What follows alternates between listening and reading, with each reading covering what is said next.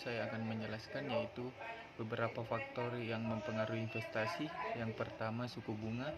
Suku bunga merupakan faktor yang sangat penting dalam menarik investasi, karena sebagian besar investasi biasanya dibiayai dari pinjaman bank.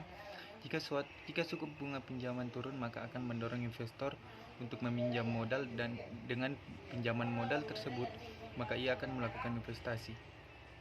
Yang kedua, pendapatan nasional per kapita untuk tingkat negara, nasional, dan PDRB per kapita untuk tingkat provinsi dan kabupaten atau kota. Pendapatan nasional per kapita dan PDRB per kapita merupakan cermin dari daya beli masyarakat atau pasar. Makin tinggi daya beli masyarakat suatu negara atau daerah yang dicerminkan oleh pendapatan nasional per kapita atau PDRB per kapita, maka akan menarik negara atau daerah tersebut untuk berinvestasi. Ketiga, kondisi sarana dan prasarana. Investasi membutuhkan sarana dan prasarana pendukung. Prasarana dan sarana pendukung tersebut meliputi sarana dan prasarana transportasi, komunikasi, utilitas, pembuangan limbah, dan lain-lain. Sarana dan prasarana transportasi contohnya antara lain jalan, terminal, pelabuhan, bandar udara, dan lain-lain. Sarana dan prasarana telekomunikasi contohnya jaringan telepon kabel maupun nirkabel jaringan internet prasarana, dan sarana pos. Sedangkan contoh dari utilitas adalah tersedianya air bersih, listrik, dan lain-lain.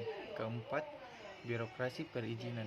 Birokrasi perizinan merupakan faktor yang sangat penting dalam mempengaruhi investasi, karena birokrasi yang panjang memperbesar biaya bagi investor. Birokrasi yang panjang akan membesar biaya bagi pengusaha, karena akan memperpanjang waktu berurusan dengan aparat. Padahal bagi pengusaha, waktu adalah uang. Kemungkinan yang lain, birokrasi yang panjang membuka peluang oknum aparat pemerintah untuk menarik suap dari para pengusaha dalam rangka memperpendek birokrasi tersebut. Kelima, kualitas sumber daya manusia. Manusia yang berkualitas akhir-akhir ini merupakan daya tarik investasi yang cukup penting. Sebabnya adalah teknologi yang dipakai oleh para pengusaha makin lama makin modern. Teknologi modern tersebut menuntut keterampilan lebih dari tenaga kerja. Keenam, peraturan dan undang-undang ketenagakerjaan. Peraturan undang-undang ketenagakerjaan ini antara lain menyangkut peraturan tentang pemutusan hubungan kerja. Sekian, saya Fandi Syahruddin. Assalamualaikum warahmatullahi wabarakatuh.